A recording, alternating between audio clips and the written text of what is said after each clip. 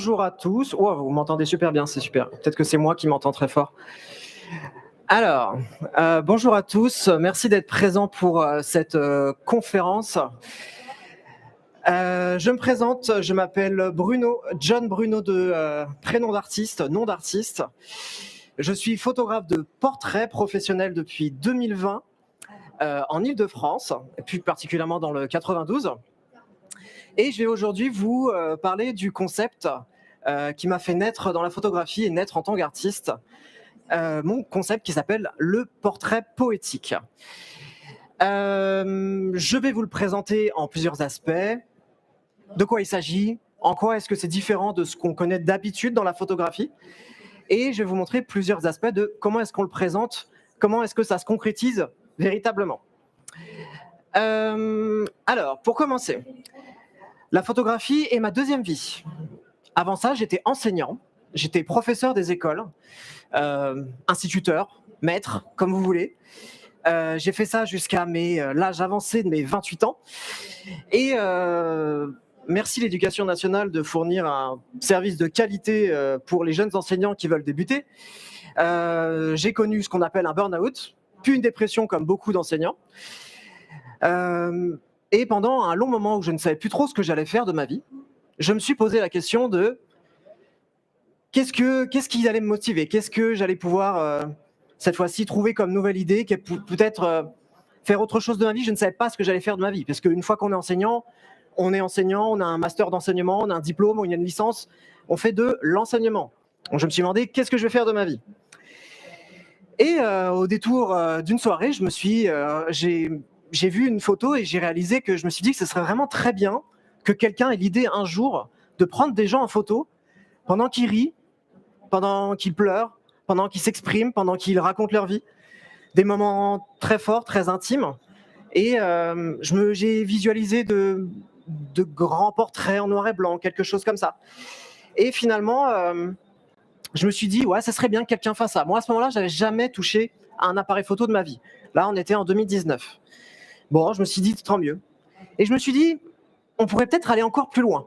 Si on veut vraiment raconter des histoires, raconter des émotions, je pense que la meilleure manière, ce serait d'aller un petit peu plus loin et de vraiment parler des gens. Et je me suis dit, ce qui serait mieux, ce serait d'écrire sur eux. Donc finalement, d'avoir à la fois des photos qui seraient prises sur un moment où justement, ce moment d'expression où les gens y parlent, et en même temps, de le traduire en texte, c'est-à-dire d'avoir des photos et un texte. Au début, j'ai pensé le portrait complet, mais ça faisait très pain complet, donc je me suis dit bof. Je me suis dit portrait poétique, l'idée qu'on écrive sur l'histoire des gens. Les gens vont nous raconter quelque chose, on va s'en servir en photo et on va s'en servir pour raconter leur histoire autrement. On peut aller au concept. Ok. Comment est née l'idée? On l'a passé, on peut aller au concept direct. Alors, concrètement, voici comment se passe un portrait poétique. Alors, je vous l'ai dit, je suis photographe de portrait. Donc, ce qui m'intéresse, c'est d'aller chercher les émotions des gens, chercher leur naturel. Concrètement, le portrait poétique, c'est une séance que je vais mener, qui va être basée sur la discussion. Nous allons nous poser et on va discuter. Je vais profiter de ce moment où la personne discute pour essayer de capturer ces moments-là. Des moments de réflexion, des moments de recherche, des moments où la personne elle est vraiment en train de chercher ce qu'elle est en train de dire, pour essayer de capter ces moments, ces bouilles, comme j'aime à les appeler. Moi, c'est vraiment ça qui va me motiver.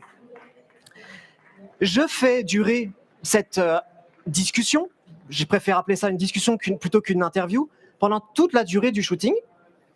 Et à la fin, le but étant que je me serve à la fois des photos qui sont prises sur le vif, et à la fois, je me sers de ce qui m'a été raconté.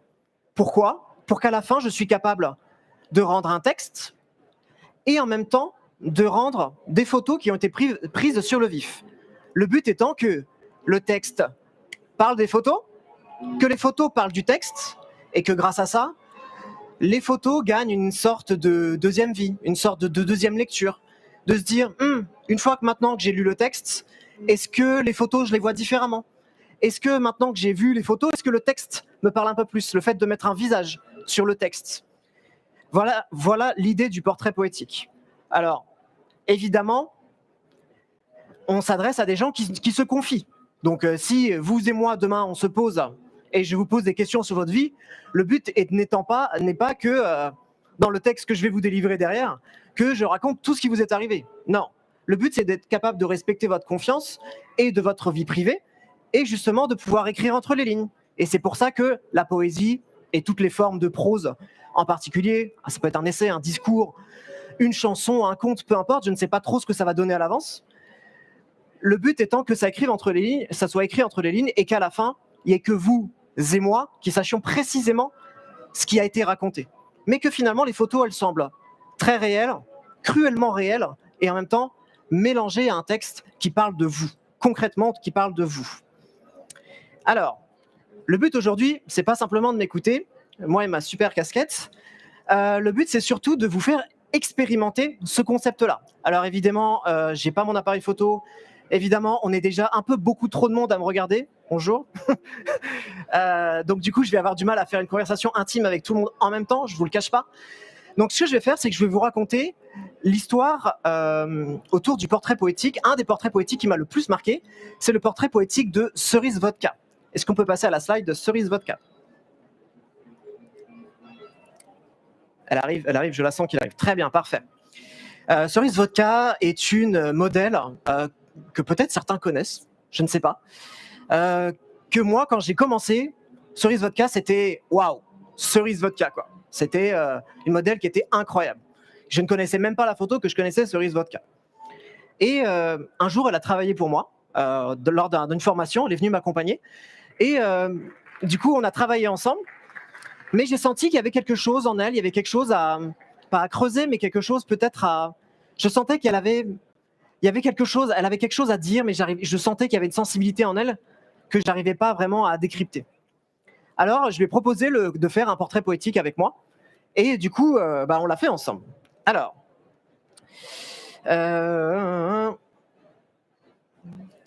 on va passer à la première slide. Photo.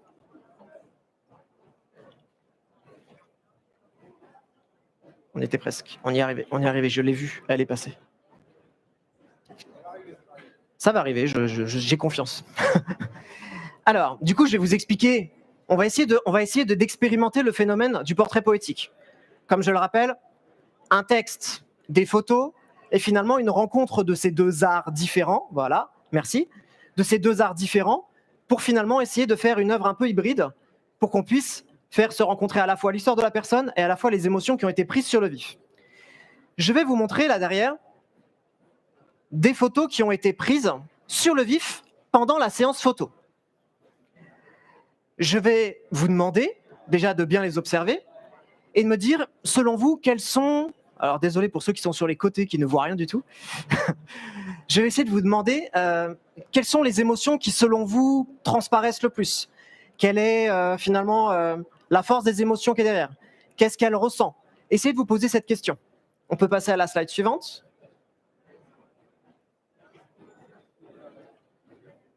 Voilà. C'est un moment très important du shooting. On peut passer à la slide suivante.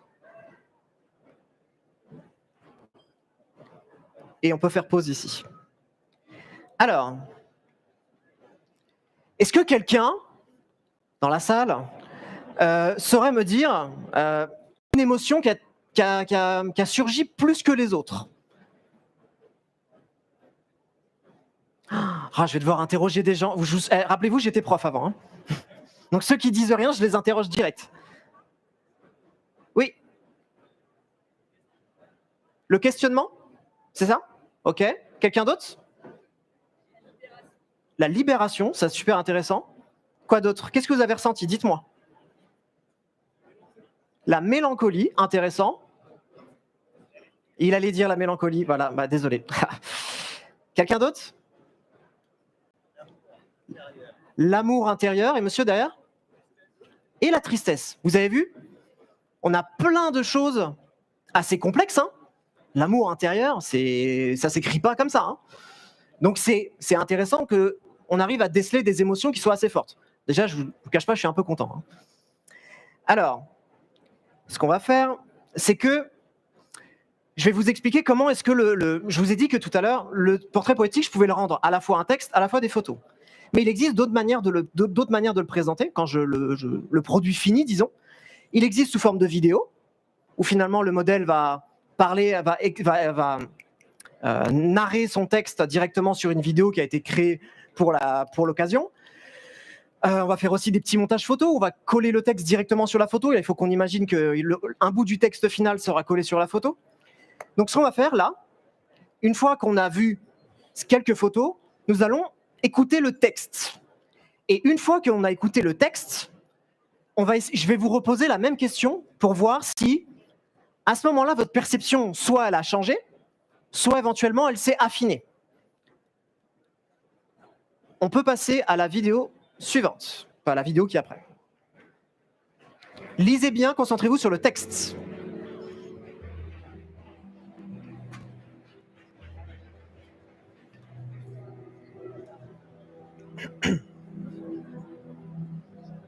Je ne suis qu'un petit enfant heureux, torturé et endolori comme un petit enfant.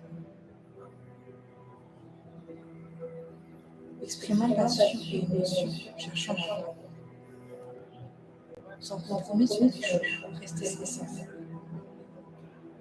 Cicatrice étalée, certaines redécouvrées. Quand avec les forces faibles arrive la pire de toutes et vient tout déchirer.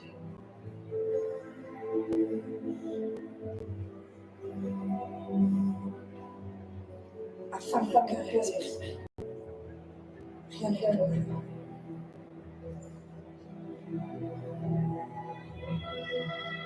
Aucun avant la magie, telle est ta place. Montre un cri et qu'un bien écouté. Puisses-tu t'en aller au en légèreté. Ou me faire un geste.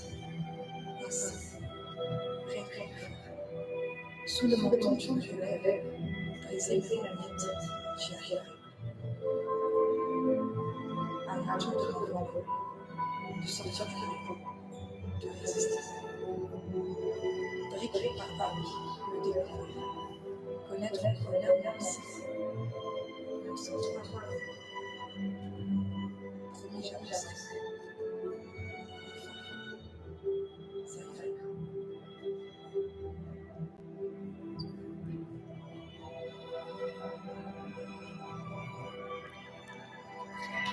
On laisse finir. Et après, il y a un slide sur les photos, il y a un montage au texte. On s'arrête sur le montage qui sera après avec fond noir.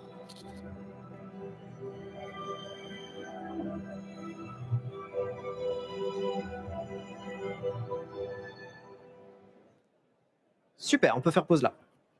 Ok. Vous m'entendez bien là? Oui, c'est bon. Je dis oui, c'est bon, comme si vous m'avez dit oui tous ensemble. Alors, je vais cette fois-ci reposer la question. Maintenant que vous avez entendu le texte que j'ai écrit pour elle, à travers l'histoire qu'elle m'a racontée, est-ce que ça vous a fait changer la perception des photos, les premières émotions des photos, ou est-ce que ça vous l'a affiné? Est-ce que vous avez d'autres émotions peut-être à rajouter, peut-être à dire? La résilience, très bien, très bien, très bien. Oui. La reconstruction, ok, on est sur des choses beaucoup plus précises, j'ai envie de dire. Quoi d'autre? La mélancolie qui revient, c'est intéressant. Ok, quelqu'un d'autre? Allez, j'ai encore envie là. Oui. La guérison, très bien. Très bien. Bon, alors vous avez tous raison, parce que l'important c'est que ce que vous ayez ce que ça a évoqué en vous, voilà. Alors maintenant, ce que je vais faire, c'est qu'en fait, je vais vous raconter l'histoire de ce shooting. Et je vais vous raconter l'histoire de Cerise. Comme je vous ai dit, le but, quand on écrit un texte du portrait poétique, le but n'est pas de dévoiler l'histoire. Aujourd'hui, je peux dévoiler son histoire parce que j'ai eu son accord, etc., pour en parler. Mais si vous et moi, demain, on fait un portrait poétique, vous pouvez être sûr que l'histoire ne sera pas révélée. Alors, est-ce que vous m'entendez bien? Oui, ok. Alors, j'ai donc fait un portrait poétique avec Cerise. On s'est retrouvés chez elle à discuter de sa vie, où on a si vous voulez, pendant le portrait poétique, je vais poser des questions. L'intérêt, c'est que j'aille interpeller la personne, que je lui pose des questions sur ses goûts, sur ses frères et sœurs. Je pose plein de questions sur les tatouages, parce que les gens ont souvent plein de choses à dire sur les tatouages. Et Cerise, en l'occurrence, des tatouages, elle en a beaucoup. Je pose des questions sur sa famille, sur ses goûts, sur qu'est-ce qu'elle aime dans la vie. Et finalement, les gens, au fur et à mesure du dialogue, il y en a certains qui vont beaucoup s'exprimer, il y en a certains qui vont parler de leur vie de manière très franche, et d'autres qui vont être au contraire beaucoup dans la retenue, beaucoup dans les non-dits, etc. Bon, je fais la discussion, mais je sens qu'il y a toujours un truc qui revient.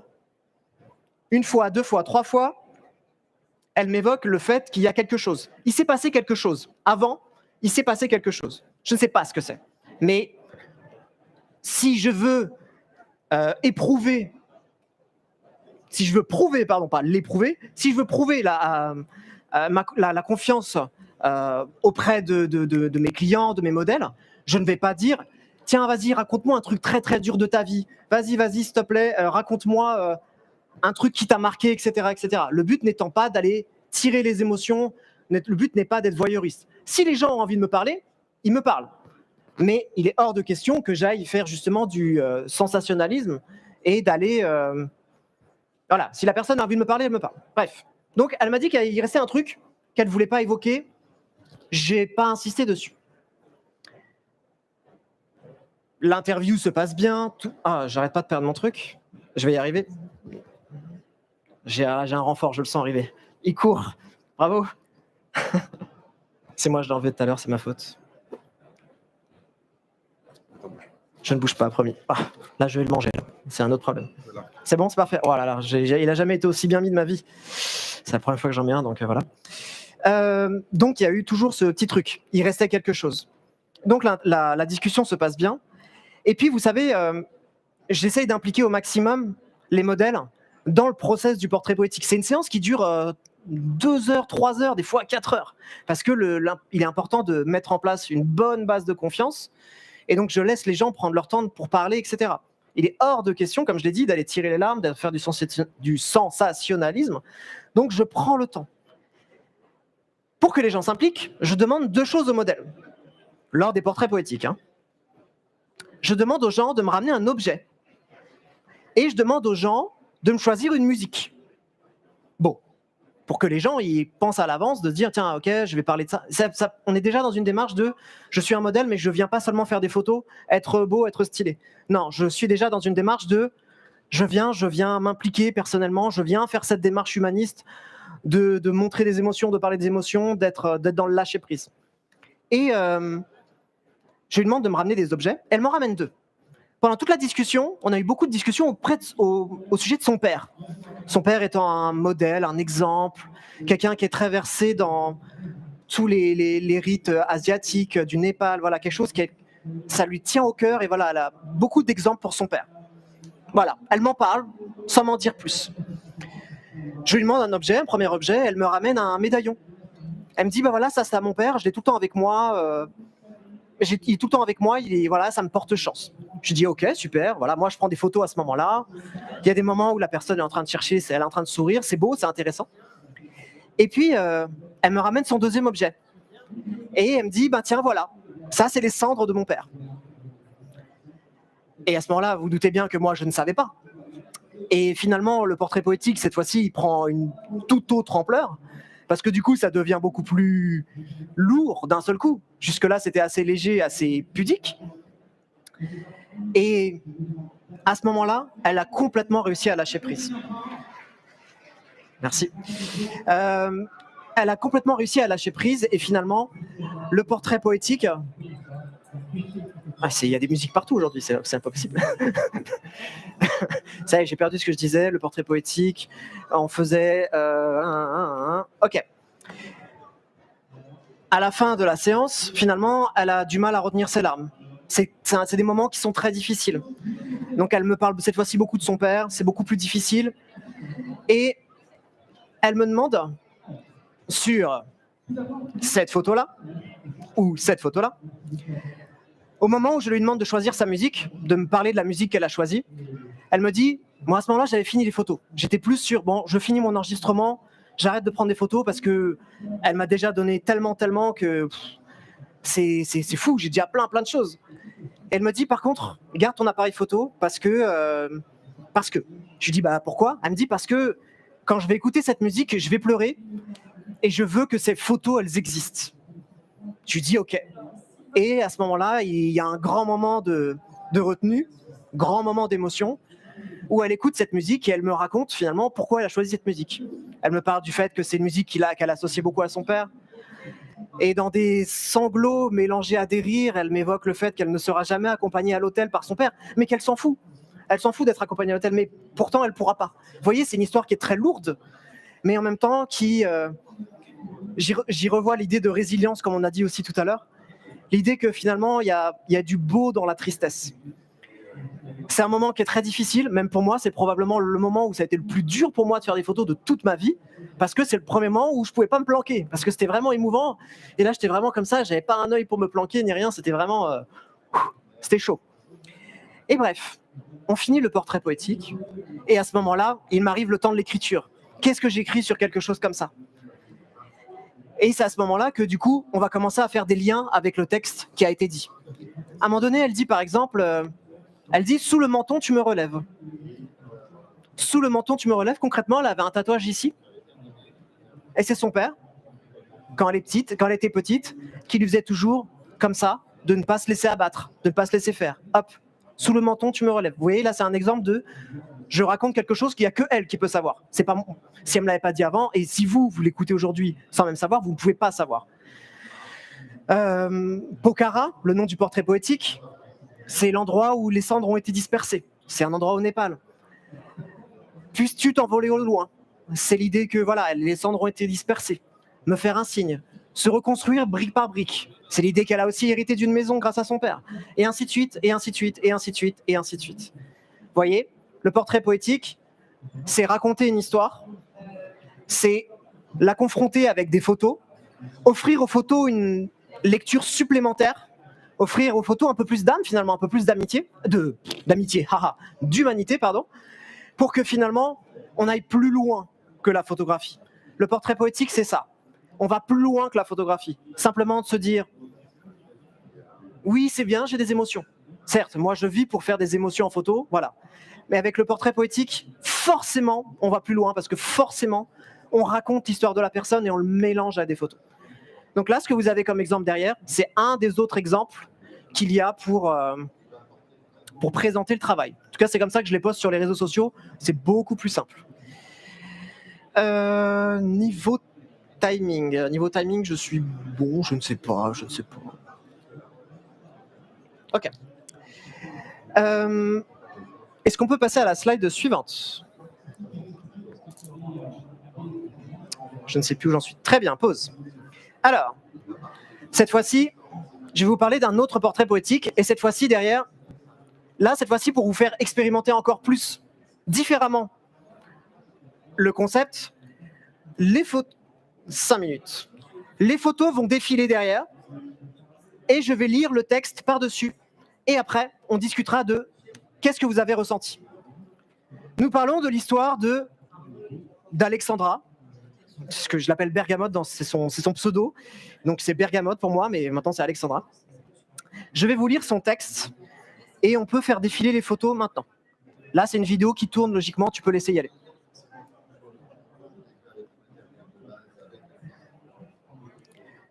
Voici donc Alexandra Bergamote, portrait poétique de l'été 2022, où je lui ai fait tout ce qu'on a dit. Voici le texte que j'ai écrit et que j'ai apposé sur ces photos. L'autre jour, dans le miroir, j'ai vu un cheveu blanc et j'ai souri. Chaque jour qui passe me rend forte d'expérience et de vie. J'ai tant d'amour à donner, un trésor à distribuer. Alors je porte ma cape, j'enfile mon mantra de super-héroïne, fonce distribuer les virus de gentillesse et d'empathie. Puissent-ils se répandre et se diffuser ? Allez, soyons contagieux. C'est mon fardeau et c'est ma chance, je suis là pour eux. Pour toi, pour lui et pour les autres aussi. Être un support, un tuteur et une amie, une oreille attentive. Vous savez, je suis née cadette, mais je m'improvise l'aînée. capitaine à la barre, en route pour la liberté. Dans tous les cas, soyons clairs, pas de place au doute. Je veux d'un monde qui s'exprime et qui vit quoi qu'il en coûte. Quant à moi, si vous me cherchez, ne m'attendez pas. Je suis sûrement en vadrouille, loin de chez moi, dans un studio ou sur un quai, clope au bec et l'air mutin. Et au soir de la nuit, il me reste juste un peu de lumière. C'est ma modeste contribution pour un monde qui devrait briller comme un diamant, ne refléter que gentillesse et bonté.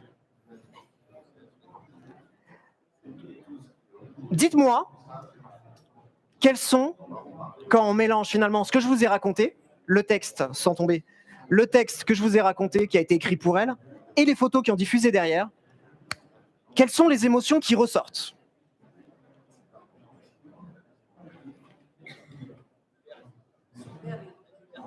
Liberté. Là. Fierté. Ok, liberté, fierté.